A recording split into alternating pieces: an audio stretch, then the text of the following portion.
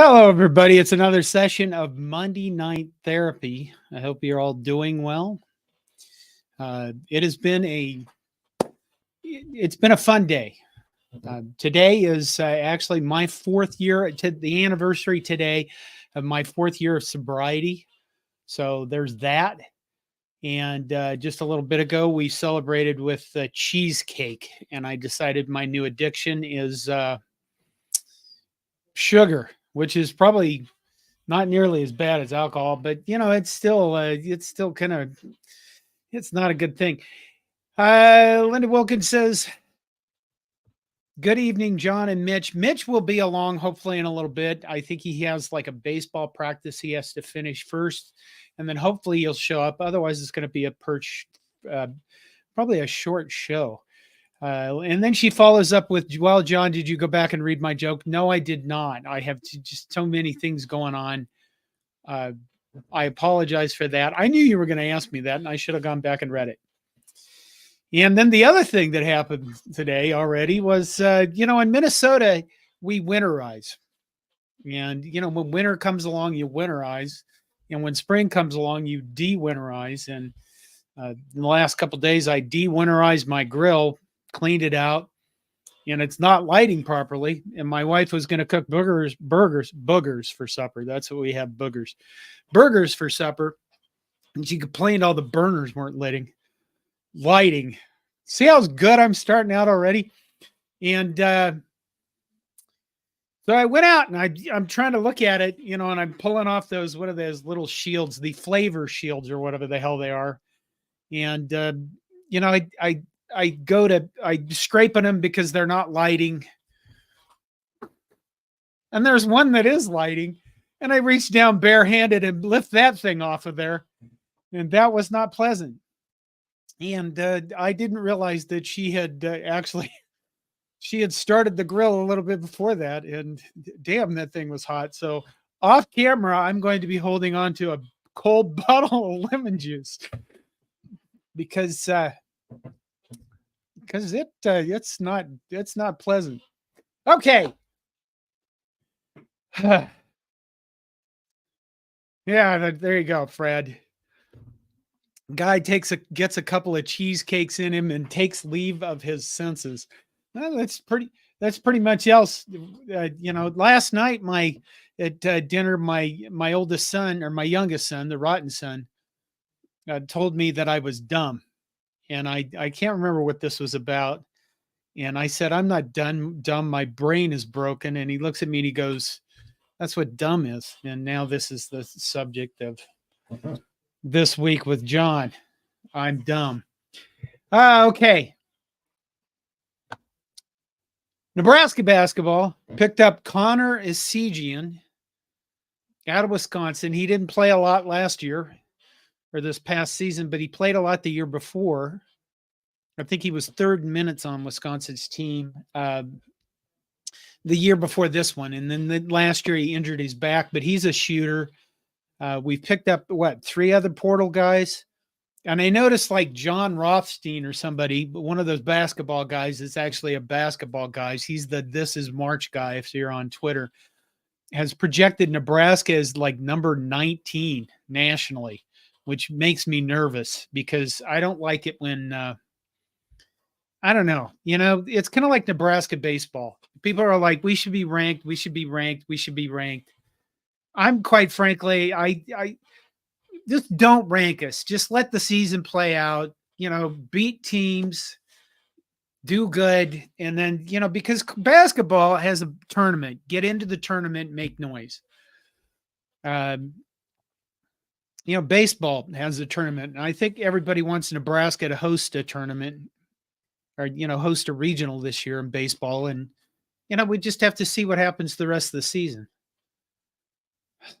But basketball, Connor Esigian, I can't remember the other guys' names. They got the tall guy. They're after one more tall, really big guy. And we'll see if they get him, I would guess, in the next few days, I would hope.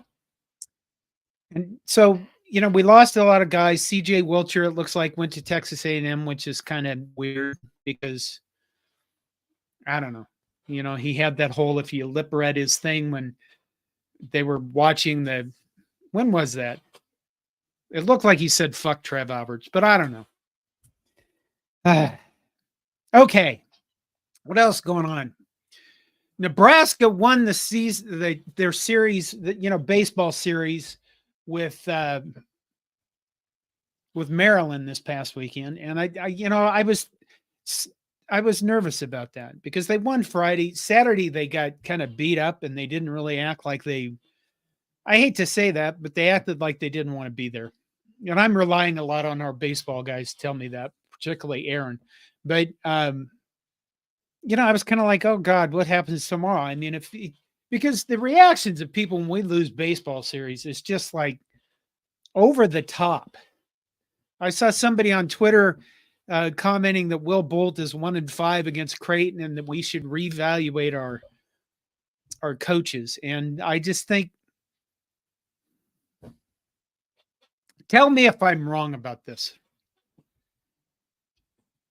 I'm of the opinion, and I know this is probably an unpopular opinion, that I don't think that beating Creighton, I realize we want to beat Creighton and everything. We do. We don't want to lose to them, but I don't think it's as big a deal as people make of it. It seems to me that Creighton sets up this thing with, they constantly screw with us. They constantly change like 8 pitchers in every game. And, they're constantly trying to beat us. Whereas Nebraska, I think our goal should be to win the Big Ten and make sure we get into the NCAA tournament. And I don't know, maybe I'm wrong about that. Maybe we should gear up to beat Creighton more often than we are. And I think you still use the midweek games to get your guys into pitching, to get them, ready to play on the weekends and ready for the 2 biggest events of the year. And that's the Big Ten baseball tournament and the NCAA tournament. That's all I got. But I see now baseball. Let's see. Nebraska baseball's RPI, I think, is 19 right now. Illinois leads the conference, which is kind of a shock. Nebraska is tied with Purdue. And I had Illinois is at 10-2 in conference. Nebraska and Purdue are both at 8-4. Nebraska has a big series with Iowa coming up this weekend. Iowa's at 9-6 behind Michigan at 10-5. And if you want to compare the two, it's do you want to beat Creighton or do you want to beat Iowa? And I sure as hell want to beat Iowa. I should go back through some of these comments.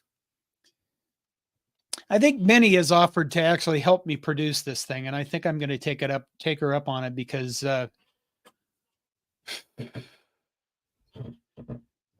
quite frankly, I can't keep up with the comments.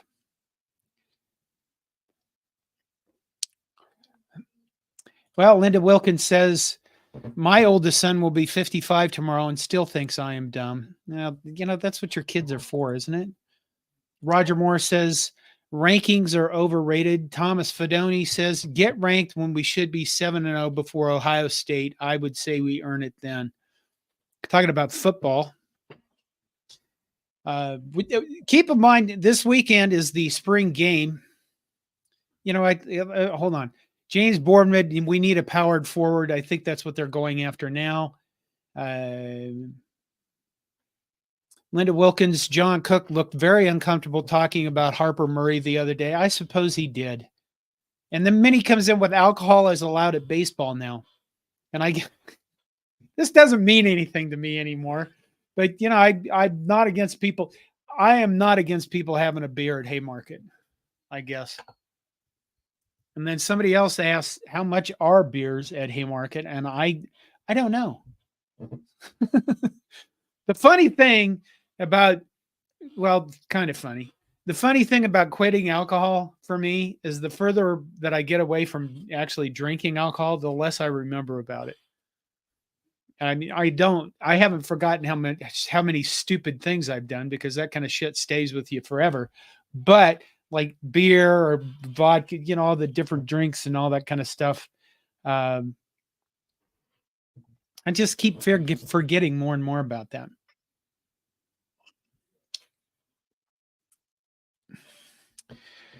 I think Minnie was probably addressing this to somebody, but it's great. She says, "Great to see you. Where are you watching Saturday's game?" And how many of you are going? I think I asked this last week.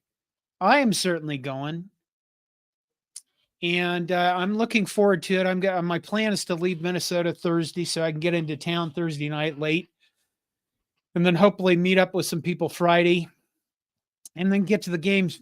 Saturday morning. I'll probably go and be out by the little, what is that? The statue. I think Todd and I did this last year. Get out to be like at the statue where the guys that are tackling the guy on the east side of the stadium. If people just want to come by and say hi. Um, and I'm looking forward to the spring game, and I'm looking forward to it. I've said this before many times. I'm looking forward to it because it's a social event. That's how I see it. I think that everybody is going to want to go and see how Dylan Raiola looks. But I think that mostly it's, you go to the spring game, you watch some football, kind of a glorified scrimmage, and we're going to analyze it to death over the next few months, probably, or not.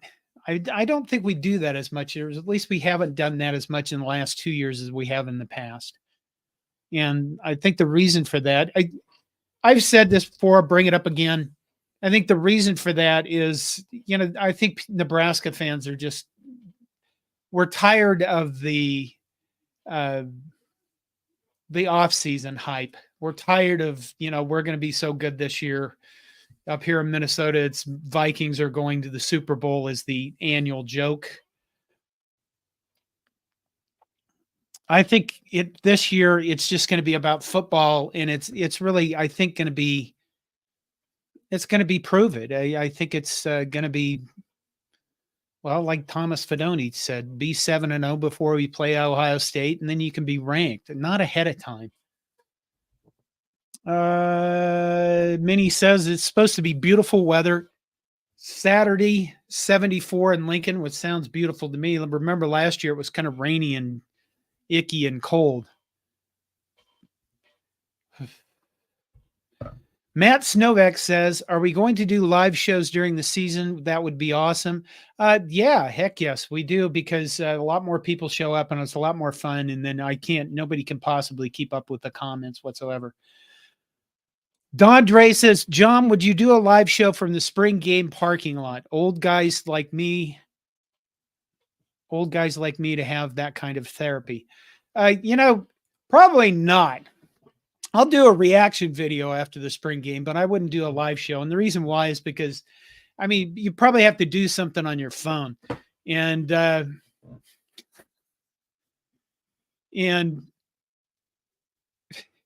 didn't grow up with a phone. And the older I get, the tinier the phones appear to be. And what I'm saying is that I'm getting more blind as life goes on. So I'm probably not a live show from the parking lot or a live show on my phone. By the way, I don't know what I'm going to do for a live show next week because, here's the thing. Sunday, we are having a get together in the tailgating parking lot for, one of the baseball tailgating lots. We will have a big flag. In fact, here we go. If you're walking around baseball, what you want to do is you want to look for this hanging from a flagpole. Okay? So look for Corn Nation, and that's your sign of where we are on Sunday. We'll probably be flying the flag, or I hope to fly the flag Friday and Saturday at the Iowa series. But I'm more of a wing it guy, and I'm not the best planner on the place. Linda Wilkins says, "John, did you do dumb things while drinking alcohol?" What kind of question is that? Everybody does. And I know I'm not going to go into it. I remember none of them. And Todd isn't here to bring any of them up. So there. Oh. What the hell was I going to go into? See, I should take better notes. Oh my God. John Simino in Bangkok says, John, you did epic things. John is from the same town I was, Curtis, Nebraska. And I mean, you had to make your own fun growing up in a small town in Western Nebraska, right? Highlander Gun says, I miss Todd. He had dirt on John. A lot of people do. The hardest part about doing the comments tonight is that I burned my hand. So every time I touch the mouse, it is very unpleasant. Semino comes back with, I inspired his generation. That's nice to know. Okay, let me see what else I got in the notes. That's it. The rest of them are all questions for Mitch, so I hope he shows up soon.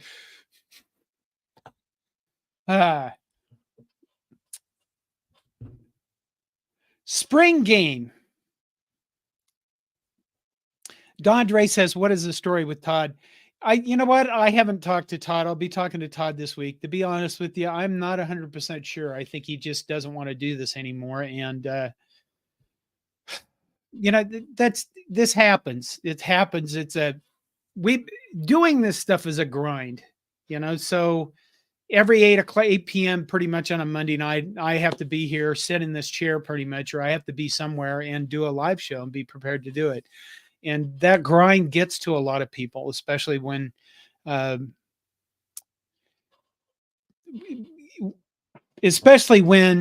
number one, you have to be prepared every time, and you have to come up with stuff, and you have to be able to do it.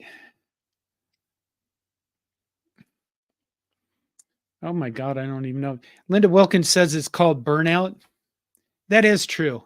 It is called burnout. I do this because I don't have a life otherwise, pretty much. I hate to say that. I don't get out a lot. I don't socialize. And I like doing this. You guys are my connection to the world.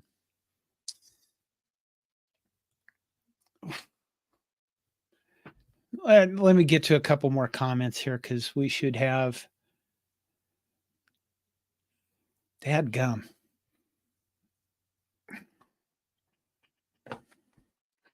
Charles Hullett says John Sergeant Solch Johnston.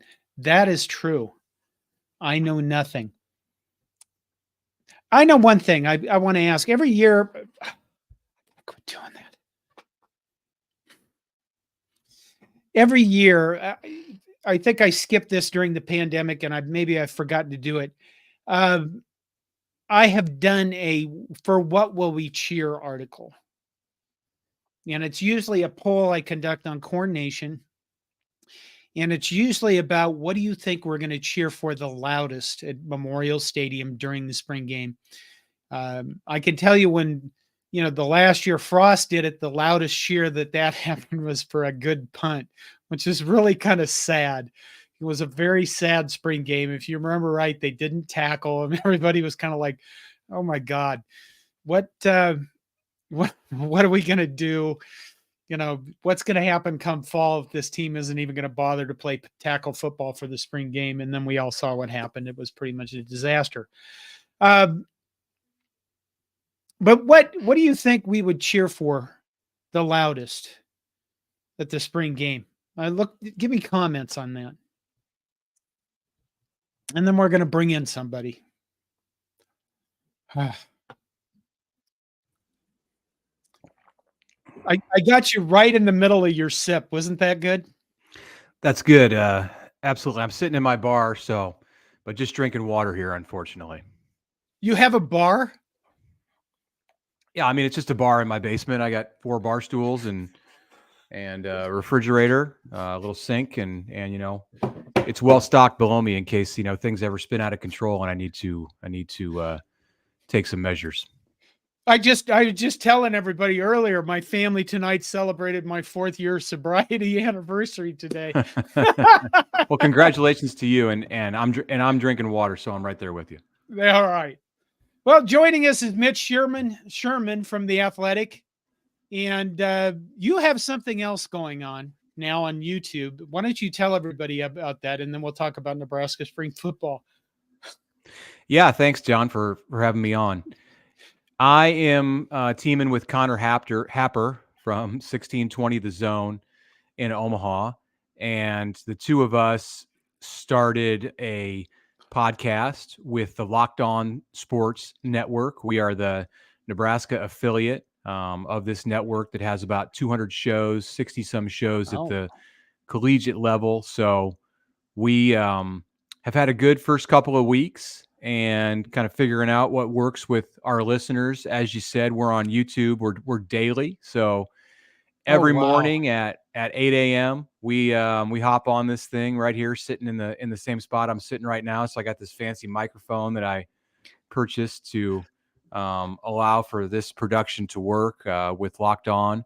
And we talk about Nebraska stuff for about 25, 30 minutes, got some sponsors, and we go from there. And it's really just fun and natural and easy. It's what I would be doing every day to start my day anyway, of my day of work with The Athletic. If I've got to be in Lincoln or Connor's got to be somewhere early, then maybe we'll tape at night and get it posted in the morning. But really, it's just the two of us talking about Nebraska sports and having fun, and we've been really excited so far with the response that we've got and the number of people who are watching on YouTube and then listening on Apple, Spotify, and everywhere else where else you get pods. Well, you've already got sponsors. I don't have sponsors. My wife sponsors me sometimes. Well, yeah, they were built in with our network, but we're looking for some local sponsors too. So maybe this will help drum some up.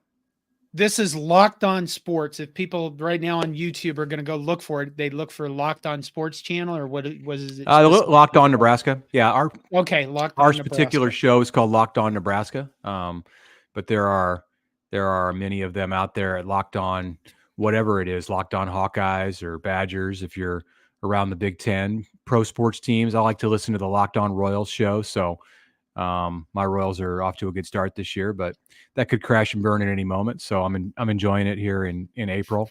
But yeah, we are Locked On Nebraska on YouTube. Okay, so everybody like this video. If you're on YouTube, like this video so the YouTube algorithm likes us more, and then go find Locked On Nebraska and subscribe to Mitch's stuff. I have questions. You are a guy that you've seen Dylan Raiola in a Nebraska uniform, right? I have. At practice. And there's a lot of questions coming into this season. You know what, I guess, let me back up. I'm going to start with this. What do you see as the biggest thing that is the difference between last year, Matt Rule's first year, and this year in this spring practice?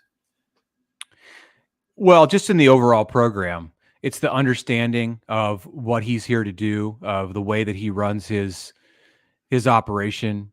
It's the fact that he's on the same page with his players about the expectation and the standard that is in place. Last year was a feeling out process for everyone, for the coaches and the players, and they were upfront about that. Usually, you get.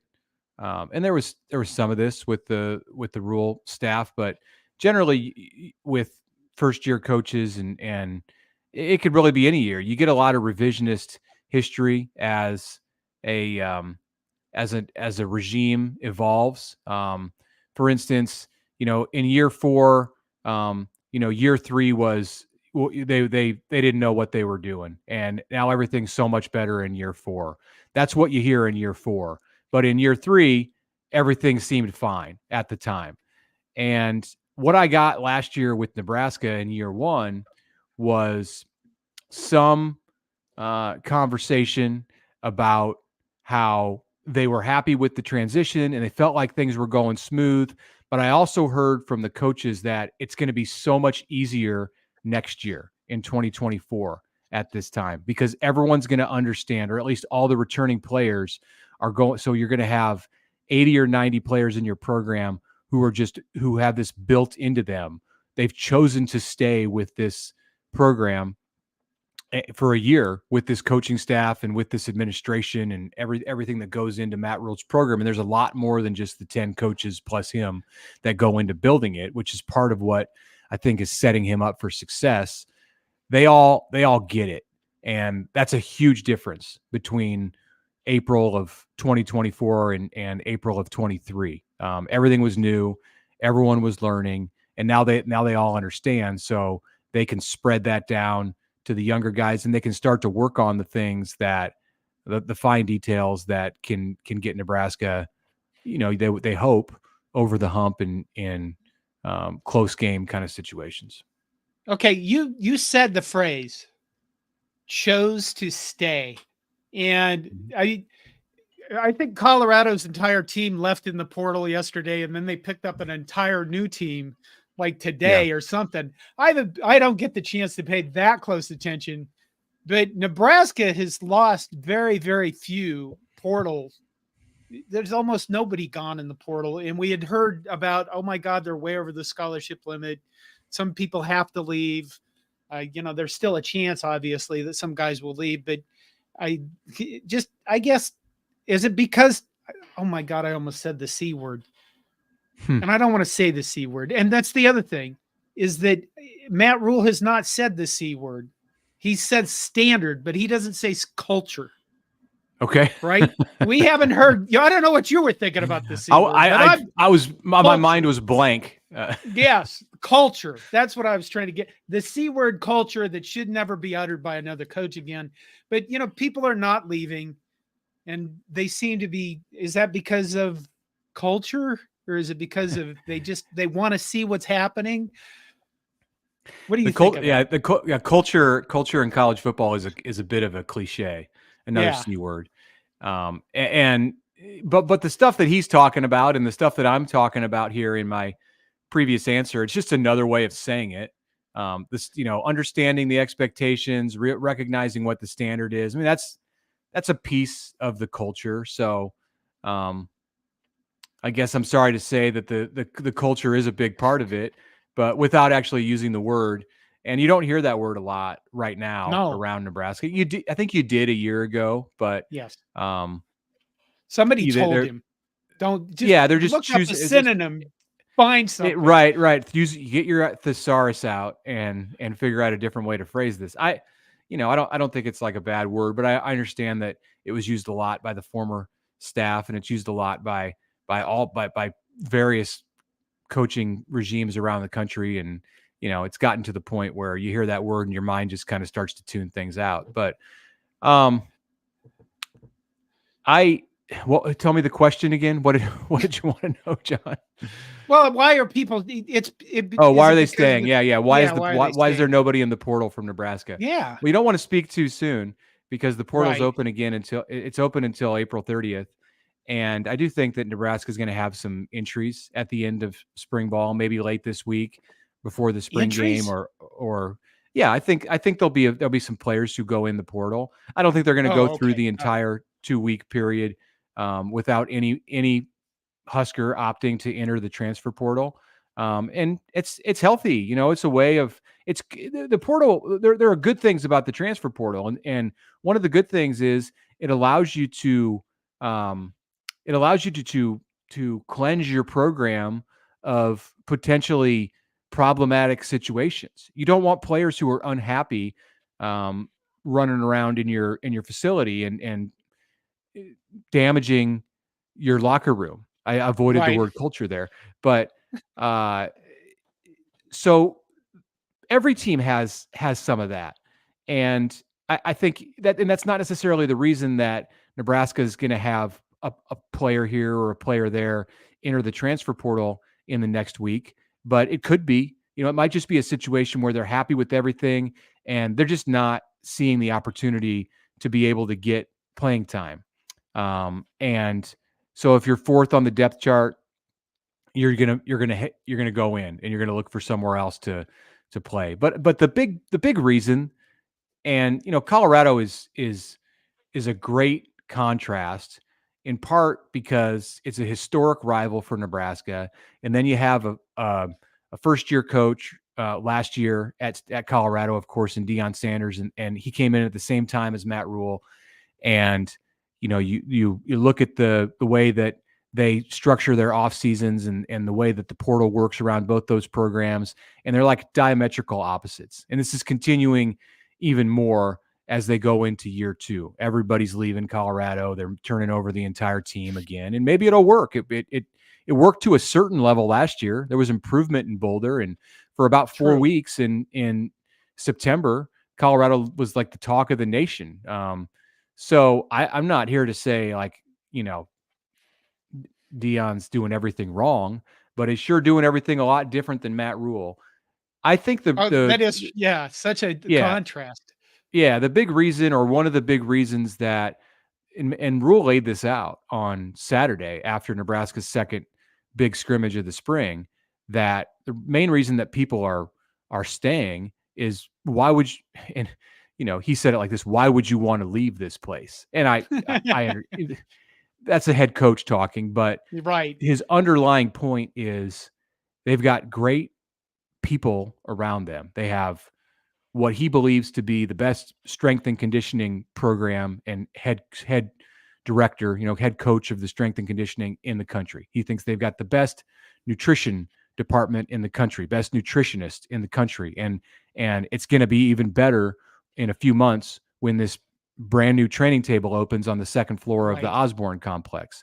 They've got player development that rivals any place in the country. They've got academic resources that rival any school in the country. And then you've got coaches who have NFL experience and NFL ties, and people who are looking out for them and caring for them in a way that he believes is rare in college football. And I think a lot of the players agree with what he says. He even talked about the media and said, you can come to Nebraska and you can see 5 players get interviewed every Tuesday and Wednesday during the season, and this big group of media who were there. I've never heard a coach in all my years talk about the media as a reason that play, like as a recruiting tool. Right. But he's doing it. And he understands that these players are interested in building their own brands when they're in college. And it's a big thing now in the NIL age. So maybe it wasn't 10 years ago. Guys might have looked at him and said, I don't want to do interviews. It's not getting me anything. Well, now potentially it can get you something. Like it's putting you on a stage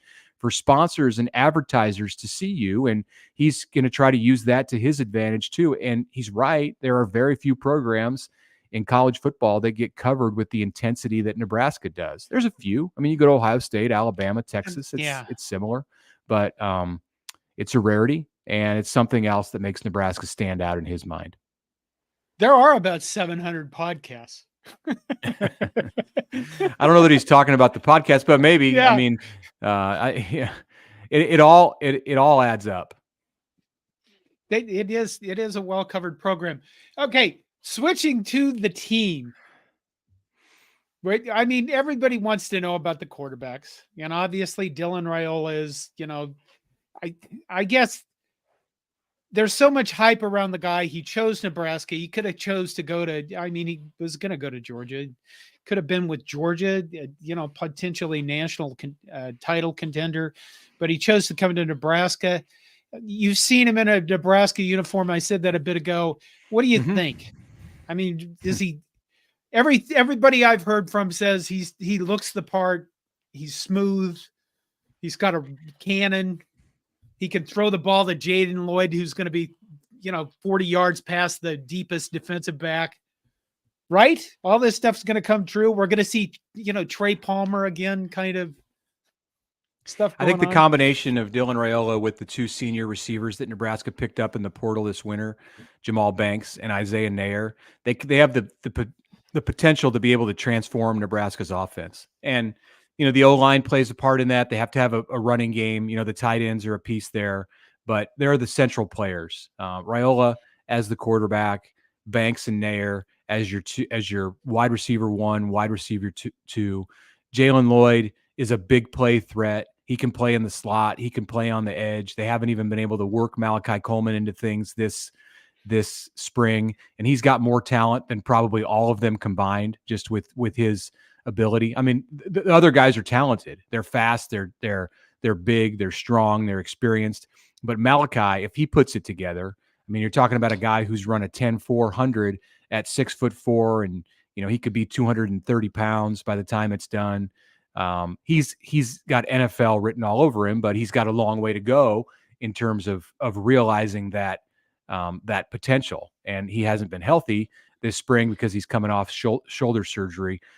So I expect that he's going to be a part of it. There are plenty of other receivers too. I mean, they talk about Demetrius Bell like he was as talented as any player on the roster last season, but he was redshirting.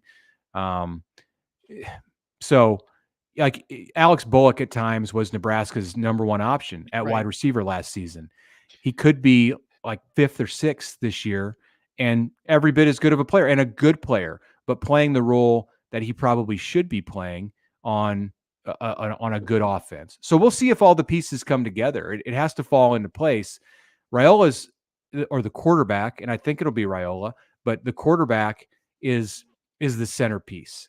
The quarterback, he holds the key. If it doesn't come together and they can't make that work, and they didn't make it work last year, if they can't make it work in 2024, then the other stuff, it just doesn't matter nearly as much. So he is very gifted physically with his arm, with his size. I believe from having sat down and talked to him before he got to Nebraska, and then having talked to him a little bit in an informal, like, hello, how are you? Good to see you. Just shaking hands, one-on-one setting at Nebraska, and then in a group setting with all of the media asking him questions. I believe that he's got what it takes between the ears to handle everything that he would face as a true freshman starter in the Big Ten, as well as anybody could. He's not going to be a Heisman candidate this year. I would be shocked. I think Nebraska's going to put on his plate. Ron Paulus, come on. Yeah, right. I mean, hey, he could be Jameis Winston, won the Heisman as a redshirt freshman, but even that was after a year of sitting. Is Johnny Manziel, was he a redshirt freshman? I believe so. But I mean, they were surrounded by lots of other 5-star talent and other potential Heisman candidates, and as good as Banks and Nair and Lloyd might be, Nebraska's not at that level yet in stacking the talent around Raiola, but they have good talent around him. They have talent enough to be a winning team. So, and then if he does his part, which is make the throws, the easier throws that Nebraska struggled to make last year, the short stuff, the touch passes, it's not, he doesn't have to be, he doesn't have to be Jordan Love for the Packers, just wowing you with his arm, every possession. That will come in time. Dylan has that in him. And if this goes according to plan, that kind of stuff is going to come in his career, but it's not going to be at the beginning of this season. It might not even be this season at all. I mean, he may have a few throws like that, but to expect him to do that regularly, it's at least like you're looking at 2025. They just need him to be a good quarterback. And I think that's very much within his grasp. I mean, if we had a quarterback that didn't throw the ball to the other team last season, right. We would have been, we would have been a winning team. Yeah. Danny it was Kaelin. four of Nebraska's 5 games that came down to one score. It ended in an interception. That was Nebraska's last offensive play in 4 of those 5 games. So you don't make those throws, and maybe instead of being 5-7, you're 7-5. That was so bad that we got a turnover, took the ball away with like 30 seconds left against Iowa, and we still lost. Iowa. It's just, okay, Danny Kaelin. Mm-hmm. He's the next guy up. Our quarterback room is not lacking in depth, and Danny Kaelin is the next guy up. And if I remember Possibly. correctly, well, that's true. Elite 11 camp, he was the most accurate passer. How does he compare to Dylan Raiola from what you've seen so far? Yeah, and I've been watching Danny up close on in workouts, practice field stuff, in games at Bellevue West since his sophomore year. Well, even since the end of his freshman year is when right around the same time that Dylan Raiola popped on the scene. Danny Kaelin started to get offers and started to get recruiting attention.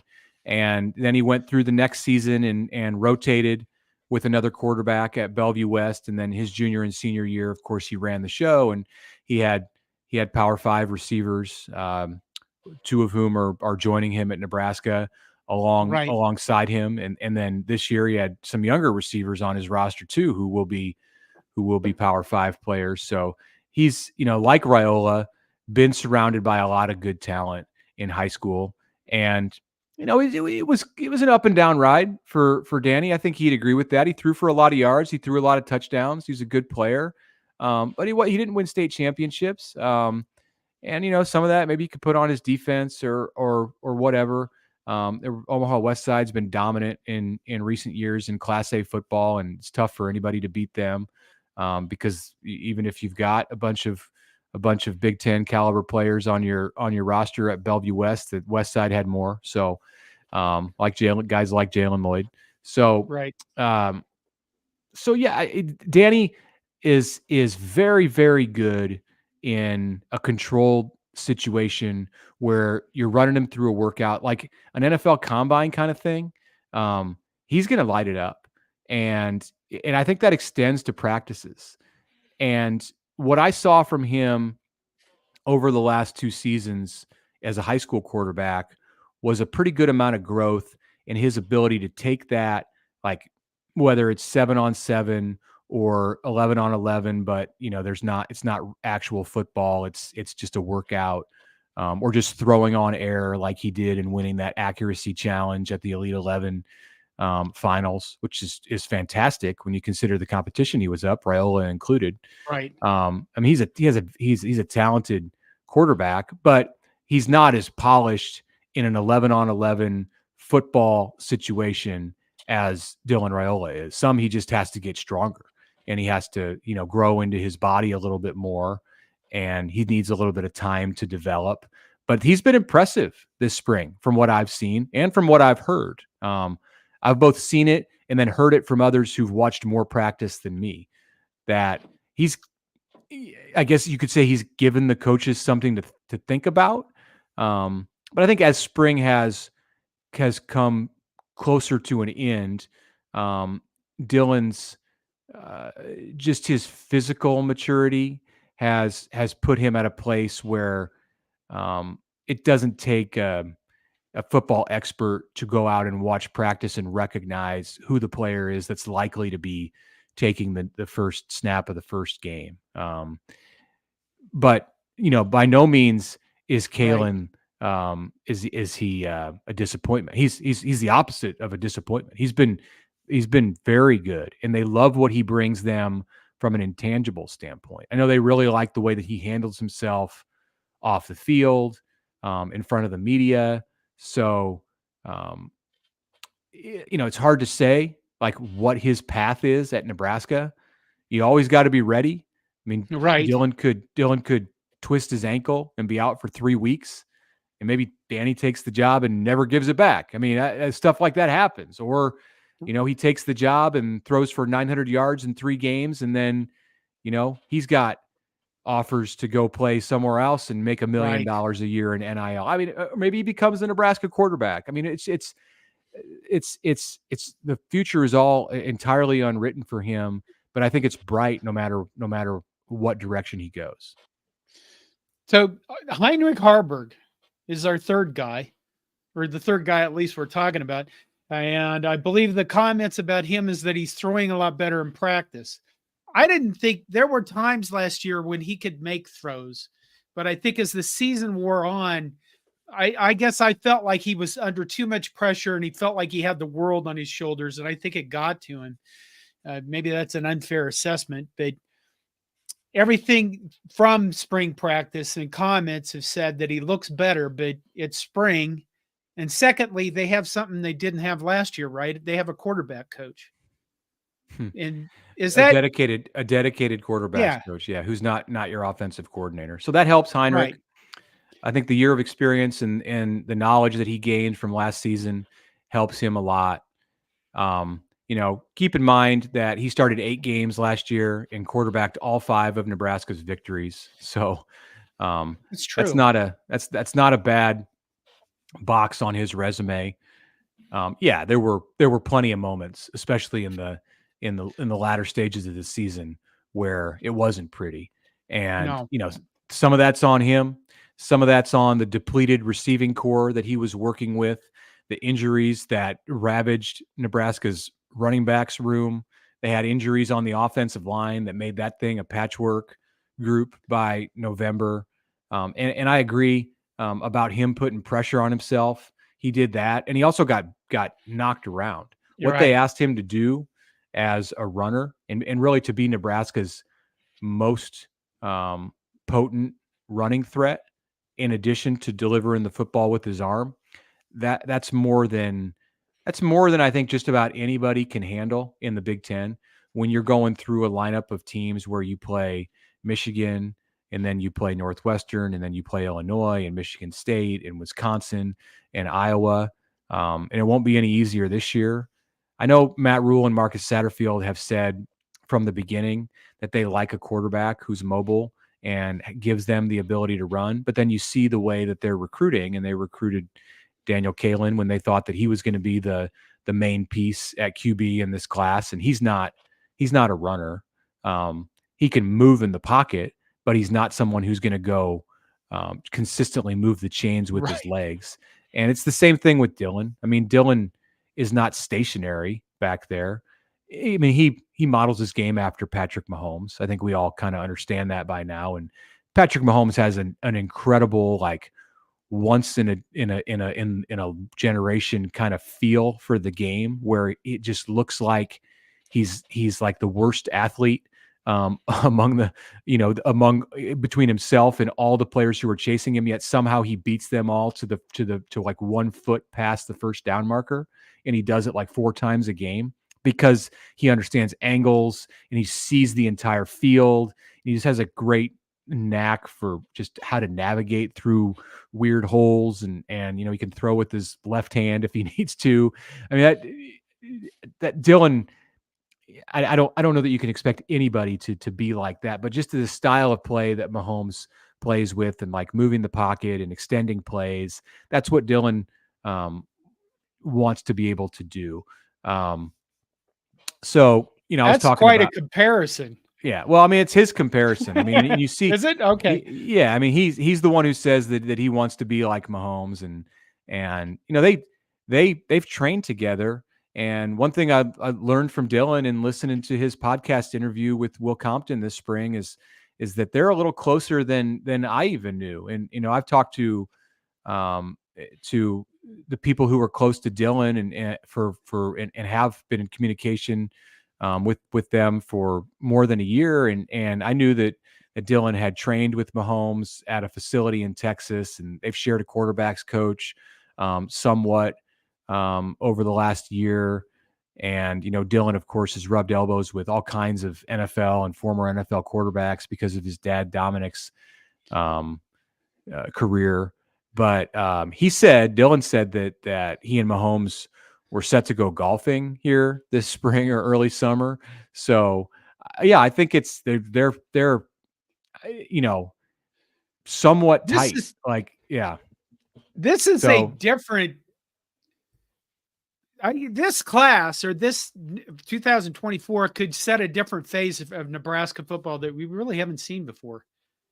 I mean, we through all the years and decades of Nebraska football, I mean, we've never had a quarterback really go in the draft. With Bruce right, Matheson many years right. ago, Vince Ferragamo, but I mean, not consistently. And it looks like, I don't know, this sounds like we could be just a We'll see. completely different team than we've been in our history. We'll see. I mean, the last thing I want to do is like throw water on this thing, but Right. that like 80% of quarterbacks ranked near the top of their classes end up transferring at some point of their career. Right. So it's almost like today things have to go perfectly for a quarterback in order for them to stay at one place for 3 or 4 years before they end up in the NFL. I mean, all of the quarterbacks nationally who have ranked at the top, like statistically and just with their performance, the guys who are Heisman candidates at the end of the year, almost all of them have gone through the portal at some point. It's the numbers with quarterbacks are way higher than they are with the general football population, college football population. For I don't know, for whatever reason, quarterbacks are just more impatient than everyone else. Well, they need to be the guy, right? Yeah, I mean, you can really only have you really have to manage your roster now. I mean, it's Ohio State's got like 4 5-stars on their roster at this moment, and they're all going to leave except one, and that's fine with Ryan Day. I think he goes into it knowing that like they need to find one, and then when that guy leaves, they need to have another one. But the chances that the next one will be one of the guys who's currently on the roster are probably below 50%. Like it's going to probably have to be somebody who either comes as a superstar recruit like a Raiola or another guy who comes through the portal, which is maybe more likely. So, yeah, it looks great for Nebraska right now. And before Dylan's ever taken a snap to say, hey, they're going to break this drought and Nebraska's going to put a quarterback into the NFL in 3 years. I think Dylan Raiola is going to play in the NFL. If he stays healthy and things go well for him as they should with his skill set, his talent, the people around him. But is that going to happen at Nebraska? I mean, just from a statistical standpoint, it would seem unlikely. Now, I'm not saying that it won't. He's got all the reason in the world to stay Right. here. His family has got tons of history here. His uncle's the O-line coach. But again, look around the country and look at the quarterbacks who are at the top of college football, and very few of them are finishing their careers at the place they started. It's a scary thought if you're Nebraska. Okay. Before I lose this thought because I'm old and ADHD or whatever the hell it is, do you see this calming down? I mean, I refer to it as nil. Everybody else calls it NIL because I'm a goofball. But right now, basically the lawyers are in charge. The NCAA keeps losing lawsuits. There doesn't seem to be any. There's not going to be any recourse to say, oh, we're going to close the portal, we're going to shut down nil, we're going to go back to the old way of doing things. None of that is going to happen. But do you Correct. see any, maybe if they get ruled in as employees and we have collective bargaining like they do in the NFL, that's the only way out of this rampant travel portal transfer every other. What was it? Caden Proctor he was in Alabama, he went to Iowa, now he went back to Alabama. Right. I think Minnesota, and he reportedly took 6 figures. I mean, high 6 figures, and is under no contractual obligation to give it back, despite never playing in a game at Iowa. It is an unsustainable system, John. Yeah, it is. It is. And the coaches who take part in it, and I say take part, they're like along for the ride. They're not, Matt Rule doesn't sit down and negotiate NIL deals with Nebraska players and Nebraska recruits. He's not allowed to do that. And, you would say, wink, wink, that no one around the country in a coaching office is doing that. Now, we all know that these coaches are control freaks, and they need to have control over every little thing that's going on in their program. So to even try to imagine that they wouldn't have influence over what is essentially like the salary pool for their own organization is just ludicrous. Like Ryan Day has nothing to do with with Ohio State. I mean, he released the number here this spring. It was above 20 million with what they're paying their players, and that's fine. He can say that number, but to think that he's got no say in how it's distributed is just remarkably stupid. But I digress. He's not supposed to, and no one's investigating him to my knowledge for and he's not the only one. Go anywhere in the SEC or the Big Ten, and all of these coaches they have to be involved, but officially they're not. Yes. Yes. So, like Rule said, it's just very backwards, that he's beholden to this third party, and that they kind of run things for him with as far as the money goes. He told me that he doesn't ever want to have conversations with his players about money because he wants their relationships to be about Right. football. And I can buy that part of it. So what he needs to have in the way that this thing should work eventually is a general manager Right. of his organization who deals with the money stuff. And right now that's the collective, and that's Matt Davison and Joe Selig and the 1890 initiative. And they're fortunate that they have a group there that seems to be kind of settling into a groove with how things are operating. It wasn't real smooth there in the first couple of years with ABM. And then the transition over to 1890 after the coaching change. There were, I think, like any collective in the infancy stages of this NIL stuff, there were growing pains. But it's going pretty well now. It could always be better. They could always be raising more money. But ultimately, eventually there are going to have to be changes. They're moving in the direction of that, I think, slowly, through court cases and rulings that happen at the NCAA level. And, I do think it'll come under the roof of athletic departments to structure salary pools for their athletes. And it'll probably have to be something that Matt Rule or college football coaches manage in some way, or hire someone to manage. That day's coming. Hard to say how soon it's going to be, but the way they're going now, which is just kind of this anything goes type of process. Yeah, it can't last forever. The money. It's like, these schools. Okay, we need $20 million this year for the team. Well, then next year you're going to need another $20 million, and the price is probably going to go up. Rising. Just the cost of living, whatever. And then the next year after that, you need 30 million, and then you need 35. I want in on this. I don't think it's sustainable. Yeah, I mean, the booster who donates $3 million, so you can get the 5-star defensive end who then pulls a Caden Proctor and transfers out after spring ball, or maybe he transfers out after 1 year of sitting on the bench. You try to go back to that source of raising money the next year to say, hey, we got this guy that we need, this big time linebacker. It's like, what happened to my $3 million from last year? That guy's not even on the right. Those guys are going to get tired of that. Those donors are going to get tired. You can't. Eventually the money's going to kind of have to start to come out of the same pool that they use, to pay the coaches. And that's where the TV networks come in. And there's a lot more money coming from the TV networks at this point than there are from the donors who give to the collective. All right. We're going to take some comments, and I probably have a couple more questions for you, and then we'll let you go. I usually try to go for an hour. We'll go a little over just because, I don't know, you didn't get here, and I was out coaching baseball, so yeah. How old?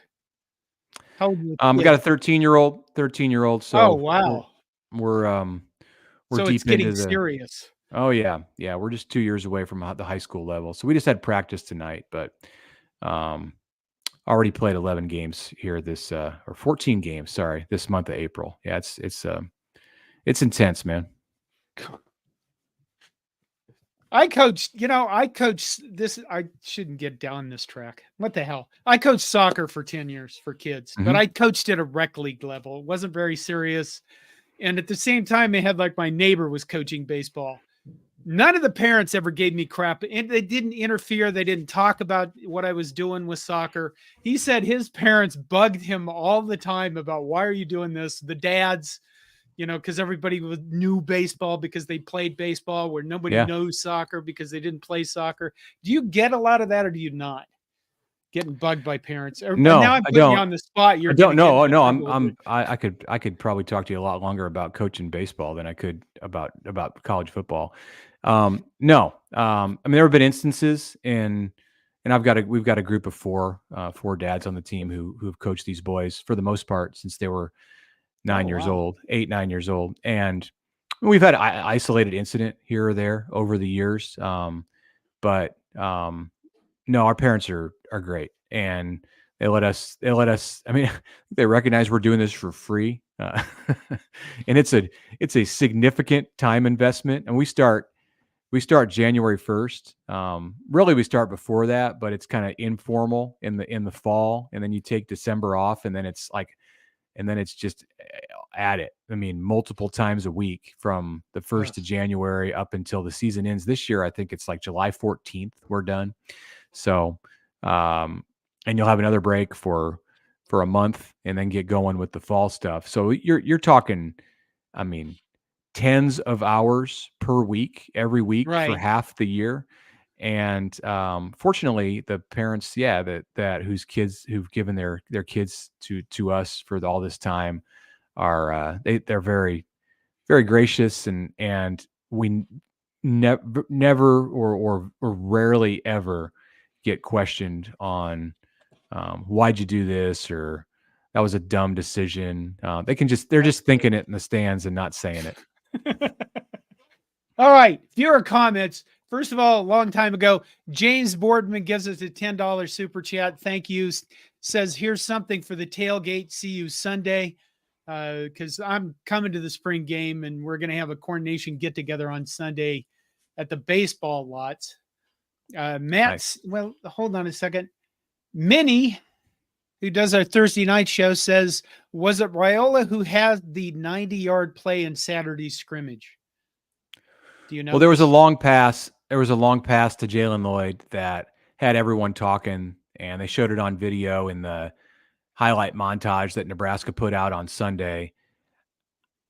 I didn't study it closely enough to know if it was a 90-yard play. If it did, then I think that entirely answers the question about who led the 99-yard drive, which is still somewhat up in the air.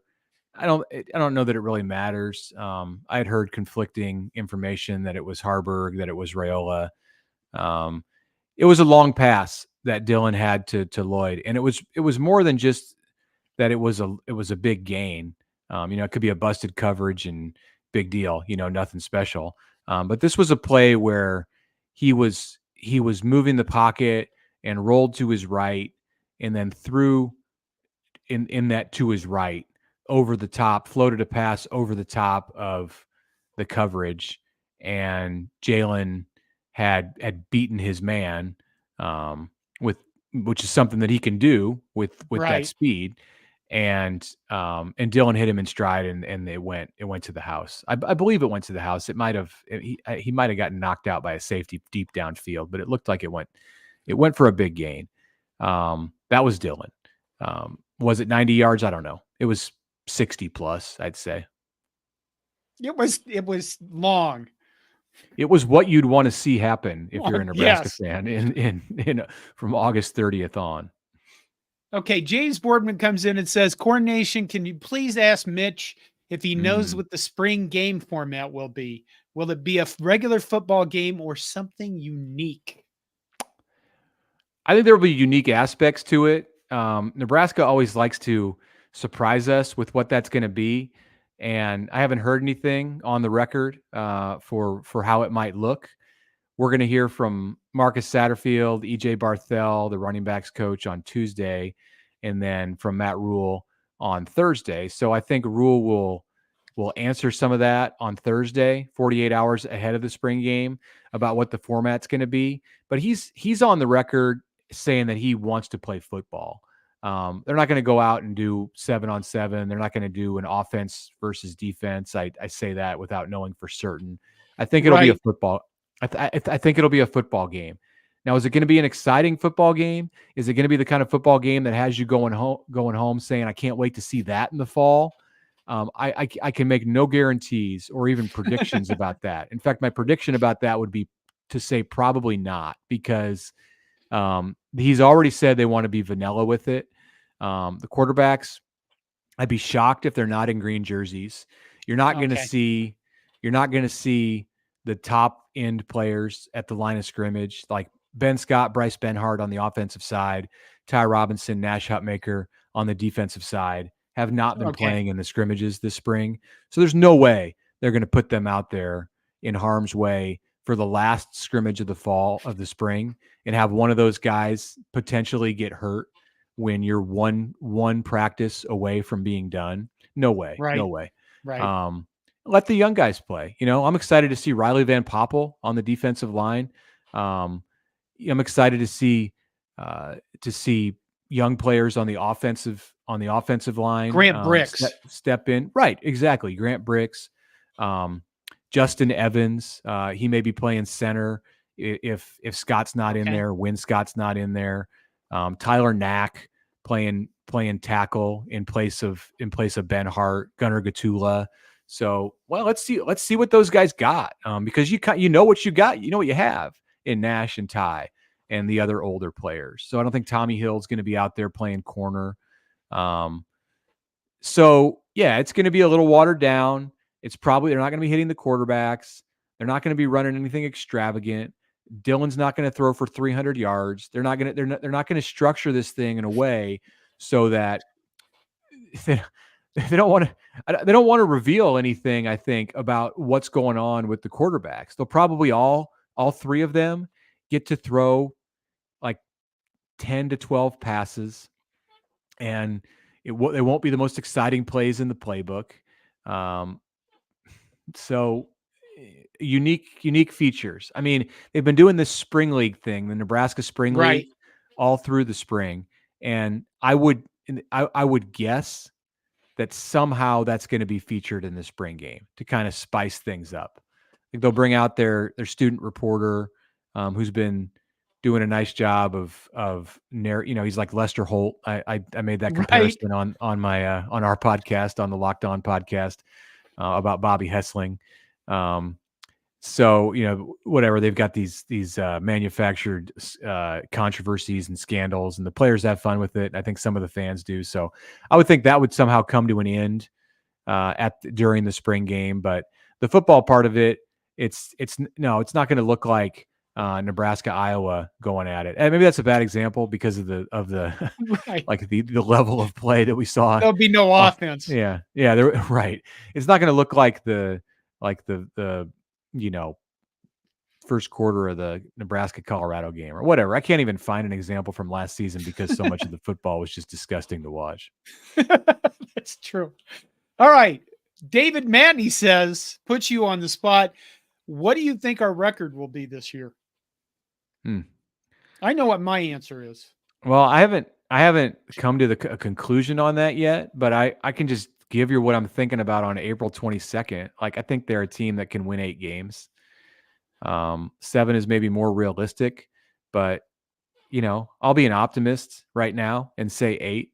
And then I reserve the right to change my opinion after I see them this week. This is just one day. Like the spring game, we put a lot of emphasis on it, like sometimes failing to recognize that they've got like 60 or 70 workouts that outside of practice before you get to spring ball, or maybe 50, and then 15 more in spring practice, and then a bunch more in the summer, and then 25 to 30 more in August before the first game. So altogether, that's like well over 100 practices or workouts that the team does, and they all matter. They're all important for their progress moving forward. But no single day is by itself all that important unless something really bad happens, like an ACL or whatever. But this is just one of those days on Saturday. We just are going to have a lot of people in the stadium to see it. It's not. It's a social event.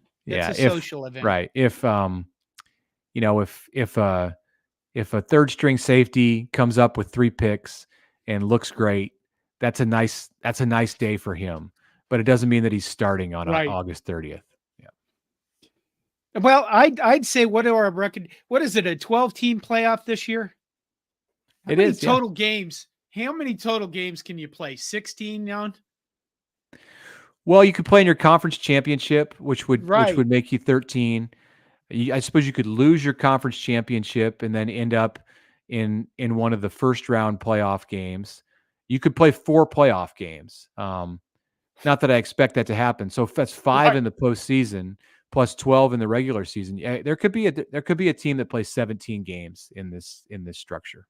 So Nebraska's record in 2024 will be 15-2. Yeah, I mean, you can't be. It'd be very unlikely you'd be 17-0, Yeah, because that's you just need to too much. lose. You need to lose in the conference championship in order to get one of those play-in. The before the quarterfinal games. 16-1 is like a best case scenario, or 16-0. Like Ohio State, Georgia, the world, they're going to be aiming to be 16-0. We've had Yeah. 15-0 in the old system, like LSU in 2019. A couple others have gone 15-0. Now it's just really one more game. Linda Wilkins says, "How long do you think Danny will stick around then?" All these speculations. I Well, think I'm if not you putting know it. what, I, I go ahead, but I'm I not throwing guess him in the portal yet. yeah, No. I think he's loyal to Nebraska. I think he's went into this eyes wide open. He had, I think the really tough time for Daniel Kaelin was right when Dylan Raiola committed to Nebraska, or the reports came out that he was coming to visit Nebraska. He went very quiet, which is unlike him, for about 4 or 5 days. And I was communicating with his quarterback's coach, his private coach at the Warren Academy in Omaha, and talking to his high school coach, and he was doing a lot of thinking, and he was going to go visit Michigan State on the weekend right. that Dylan came in for an official, and he decided not to. And on Friday afternoon, Friday night, and he was reaffirming his commitment to Nebraska. So if he was going to have a quick hook, I think that's when he would have went. Um, Now he's in this thing. That's not to say that he'll sit around and as a backup for 3 years, and just wait 3 years and then be the guy. Maybe he will, but I think he'll do everything he can to win the job, to see it through, to just see what happens. If it doesn't work out for him, and this is premature to even speculate about, but if it Right. doesn't work out, like if Dylan is the player that people hope he can be, where it's obvious from year one that this is a first round pick that you're working with, then Danny's going to have a decision to make at some Yeah. point. Is that after 1 year? Is it 2 years? Don't Probably not much longer than that. Like 2 years is plenty of time to give yourself if you're not playing as a quarterback, and very few of them who are sitting and waiting go longer than that. All right. Matt Snovick says, transfer portal can be fixed quickly. You get one free move with no questions asked. If you move again, it's automatic 1 year of not being able to play. Matt, the problem with this is uh, nobody has the legal ability to enforce this stuff anymore. The Right. NCAA Players has, are transferring multiple times and not sitting. yeah, yeah. There's nobody that can enforce that kind of stuff, and there's two groups of people in charge of college football right now. There's TV executives and lawyers. Everybody's favorite two groups in the world. And those are the people that are going to determine what happens to college football over the next, I don't know, 5 years at a minimum. And, we're at their whim. I don't want to say that so negative, sounds so negative with that. Uh, but, that's what's going to happen. At some point, student athletes are going to be employees. I think that's in the works, don't you think?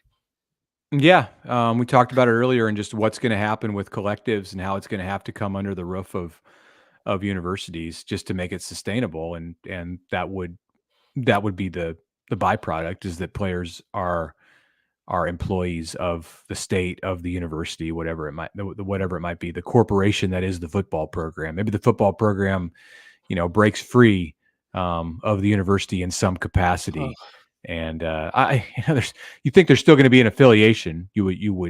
I don't envision a situation where yeah. they're just like little NFL organizations, but you get Who 10 years knows? down the road, it's hard to predict it. It's hard to predict much of anything. I mean, you go Yeah. back 10 years from now and look at where we're at. It's hard to say where we'll be in 2034. But yeah, I think you handled that question well in talking about who runs college football today. They're playing. They're transferring 2, 3, 4 times as Yeah. undergrads, and and and not very many cases are these guys having to sit. Now, if they're academically ineligible, that's a different story. But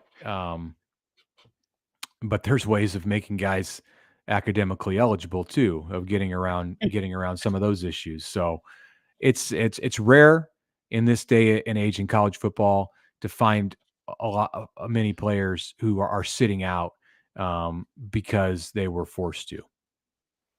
All right. David Mantney gives us a $10 super chat. Great show. Thank you, David. One more question for you. There's got to be one guy that's like nobody's really on the radar. Nobody's noticing, that stands out, or you kind of go, oh, well, that looks different. I didn't expect that. Who's that guy right now in spring for Nebraska? Talking about a player, obviously. Yeah. Well, you could, if there's a coach. It could be anything. It could be a coach. No, I'll try to think of a You player already for mentioned you. you already mentioned the Lester Holt new Raider, so you can't use that one. Yes, Bobby Hessling. It's Bobby Hessling. I wanted just to continue to promote this guy. Okay. No. I'm not going to say, but I will say Bobby, but that's not my answer. Okay. You want somebody that people are not talking about. See, that's hard because usually the way that these things come out is it's someone that people are talking about that we weren't expecting to talk about. Like the first one that jumped to my mind was Bly Hill, who's the cornerback from St. Francis, PA, the FCS school, who came in and was probably under the radar as far as a corner went. And I'm sorry, as far as a transfer went, the transfers who got the hype for Nebraska were more like Stephon Thompson, the linebacker from Syracuse, Micah Mazuka, the offensive lineman from where was he at? Florida via Baylor. And then the two receivers that I talked about. Then you have Dante Dowdell from Oregon. I think Bly Hill was the least talked about of the 6 transfers. And he's near the top in the impact that I expect him to make. But a lot of people are talking about him now because the coaches have brought him up. Vincent Shavers is another guy that the coaches have brought up. I'll give you somebody that the coaches have not brought up much, but I heard about a lot in the offseason and even last year. And we're going to hear from EJ Barthel, the running backs coach, tomorrow. The guy that I'm talking about here is Quentin Ives. So, running back from New Jersey, true freshman last year, redshirted. Everything about him physically, Nebraska loved. But as far as like being able to get up to speed in the pass pro game, which you have to be able to do in order to play in this system, he wasn't there. And when Irvin went down and Ramir Johnson went down and Anthony Grant went down, and it's hard to remember he was even on the team last year. But they wanted to give Ives some playing time. But it really ended up all pretty much going to Emmett Johnson. And Ives, I think, has been dinged up some this spring, so we haven't heard as much about him. But if he can get healthy and he can figure out the pass pro thing, I really think they'd love the way that he runs the ball and what he might be able to bring. And I think if you talk to fans right now, observers of the program, even a lot of media, and you polled them on who you'd expect to be Nebraska's workhorse as a running back next year, he might come in fourth or fifth out of the Okay. guys that, because people hope Gabe Urban's going to get healthy. People see what Emmett did. Ramirez is a proven guy, although he's not an every down back. We've heard more about Maurice Mazuka, the third down back, who's Micah's older brother. Micah's older brother. Micah's the offensive lineman. Maurice is the walk-on running back. We've heard more about Maurice Mazuka than we have Quentin Ives this spring. Right. I think it's because Ives has been held out of practice. But if he can get it together, like when I was hearing about freshmen who redshirted last year on the offensive side and might explode in year two, it was Demetrius Bell and Quentin Ives. So Okay. Bell's not under the radar because he's been talked about a lot, but Ives has not. All right. One more comment. Linda Wilkins says, does that mean they will be paid by the taxpayers in the state? No. What's going to happen? I mean, look at sports right now. You're seeing the Big Ten and SEC they're the power structure. And what was the last contract for the Big Ten? $1 billion over what, 7 years, something like that? The schools are making, they're going to make enough It was money. In the billions. Yeah, they're going to make enough money that they will be able to pay their student athletes. Where this is going to work out is how are they going to have to pay them? Are they going to have to all pay them equally because you have women's non-revenue sports and you have Title IX in there? Again, lawyers. They'll get paid their market value. Yeah. You think so? Or they'll just get everybody Oh, no, I don't think that the quarterback is going to be making the same as the the gymnast, the women's gymnast. No, they'll the NCAA and that's true. The NCAA might be dissolved at this point or replaced. But the college sports structure has done away with the equality, and I don't mean like in terms of gender equality with roster spots, but as far as like the revenue opportunities and just the they've with autonomy, which has come to the Power 5 leagues. They've basically said not everything's equal in college sports on a school by school level. Like Texas does not get treated the same and have to play by the same rules as Texas San Antonio or Texas El Paso. So I think that will trickle down to the way that athletes are compensated when they do eventually come under the roof of the athletic department as employees. And, this is the oldest known fact in the books around Nebraska athletics is there's not a cent of state taxpayer money that goes to supporting the athletic department. They're a part of the university and wouldn't exist without the university, which runs on taxpayer money. But as far as the athletic department and its bottom line, it's all coming from revenue produced by the football program for the most part, but by the athletic department and its ability to make money off of multimedia and ticket sales and merchandise and then of course donors. All right. Richard Fitzwell says Mitch is the best Nebraska sports media personality. Sorry, John. It's okay. I'm only crushed. That's why we call this show Monday Night Therapy, is because, I don't know. I didn't have. I don't know. I appreciate that, but I still want your reaction after any Nebraska Minnesota game. You're the go-to guy. Okay, I guess I have to thank you for doing that article about me a while back, and my God, you know what? That did teach me two things. Number one, that I up to that point I had spent so much time doing photography, and I loved being on the field, and I loved doing the photography. But you spend a day going through photos, you colorize them, you do that, or I could spend 10 minutes swearing into my phone. And you get a lot more attention swearing into your phone. Yeah, it's amazing what going viral will do, right? It changed my life and how I do this stuff. And, and the other honest to God answer to that is, I live with the brain injury. The brain injury has gotten worse since then. My balance is not, I probably don't belong on a sideline anymore, because this as a media person, the last thing you want to do is call attention to yourself during any kind of game. And I just don't feel like comfortable physical, being in that situation anymore. That's my excuse anyway, and I'll just continue to swear into my phone.